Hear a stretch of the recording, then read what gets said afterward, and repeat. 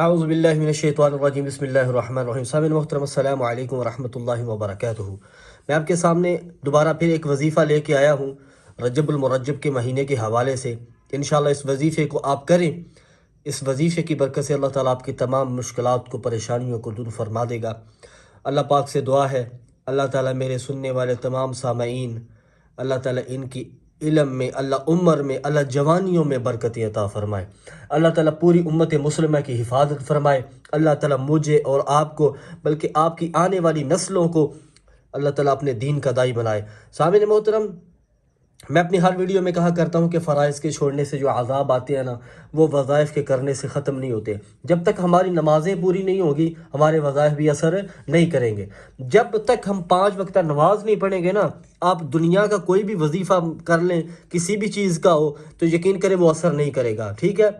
اس لیے وظائف کا اثر تب شروع ہوگا جب آپ کی 5 نمازیں پوری ہوں گی، ٹھیک ہے؟ کیونکہ نماز تو آپ کو پتہ نا کہ اسلام کا ایک ایسا رکن ہے جو کسی حالت میں معاف نہیں ہے، صرف بے ہوشی اور مجنون حالت میں معاف ہے۔ اگر کوئی بندہ پاگل ہے اس کو معاف ہے، یا بے ہوش ہے تبھی معاف ہے، ٹھیک ہے؟ وظیفہ میں انشاءاللہ بلا تاخیر، بلا آپ کا وقت ضائع کیے میں وظیفے کی طرف بڑھتا ہوں۔ وظیفہ آپ نے کیسے کرنا ہے انشاءاللہ میں آپ کو بتاتا ہوں، باری باری کیا وظیفہ ہے یہ بھی بتاتا ہوں۔ تو آپ حضرات سے بس اتنی سی گزارش ہے کہ میرے لیے خصوصی دعا کیجیے گا، اللہ تعالیٰ مجھے ہدایت کے راستے پہ چلے، اللہ پوری امت کے لیے ہدایت کے فیصلے فرمائے۔ سامعین محترم، سب سے پہلے آپ نے 2 رکعت صلاۃ الحاجات پڑھنی ہے۔ کسی بھی نماز کے بعد یہ عمل کر سکتے ہیں، ٹھیک ہے؟ 2 رکعت حاجت کے پڑھنے ہیں، ٹھیک ہے؟ 2 رکعت آپ نے صلاۃ الحاجات پڑھنی ہے، 2 نفل 2 رکعت حاجت کے پڑھنے ہیں۔ پڑھنے کیسے ہیں کہ آپ نے، اللہ آپ کا بھلا کرے، پہلے جو آپ جب نفل شروع کریں گے، اللہ اکبر کر کے کھڑے ہوگے، الحمد شریف پڑھیں گے۔ الحمد شریف کے بعد آیت کریمہ، ٹھیک ہے؟ آیت کریمہ آپ پڑھیں گے 41 بار، ٹھیک ہے؟ الحمد شریف کے بعد 41 بار آپ آیت کریمہ اگر نہیں پتہ تو میں بتا دیتا ہوں۔ حضرت یونس علیہ السلام جب مچھلی کے پیٹ میں، تو انہوں نے ایک اللہ سے دعا کی تھی، لا الہ الا انت سبحانک انی کنت من الظالمین۔ یہ آیت کریمہ ہے، اس کو آپ نے 41 بار پڑھنا ہے پہلی رکعت میں۔ اللہ اکبر کر کے کھڑے ہو جانا ہے، سبحانک اللہم و بحمدک و تبارک اسمک پڑھ کے، الحمد شریف پڑھ کے 41 بار یہ آپ نے پڑھنی ہے۔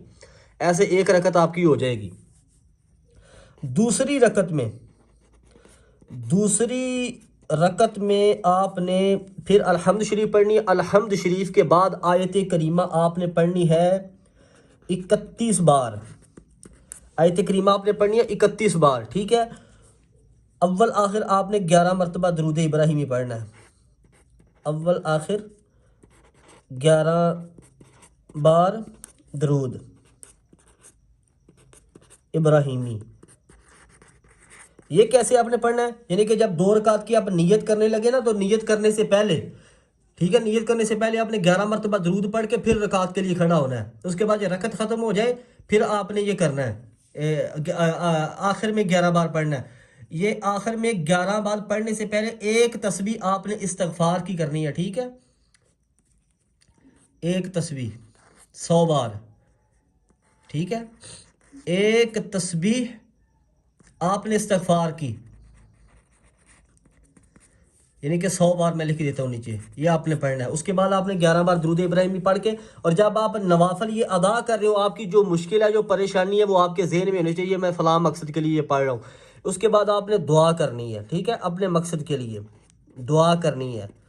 اور جب جو بھی میرا بھائی میری ویڈیو دیکھے یہ عمل کرے، وہ جو بھی دعا کرے، اپنی اس دعا میں اپنے اس بھائی کو ضرور یاد رکھے، بلکہ پوری امت کے لیے دعا کرے۔ جب جو بھی آپ کا نیک جائز مقصد ہو نا، وہ آپ نے یہ وظیفہ کرتے ہوئے اپنے ذہن میں رکھنا ہے۔ اللہ تعالیٰ میرا اور آپ کا حامی و ناصر و سمجھ آپ کو آگے ہوگی۔ بس آخر میں اتنا کہا کرتا ہوں کہ بھائی میں اتنی مشکل سے آپ کے لیے وظائف لے کے آتا ہوں، تو میرا بھی تھوڑا سا حق تو بنتا ہے نا کہ چینل پہ نئے ہو تو چینل کو سبسکرائب کر دیں، اور بیل آئیکن کو ضرور دبائیں، تاکہ ہر آنے والی ایسی ویڈیو آپ تک پہنچ سکے۔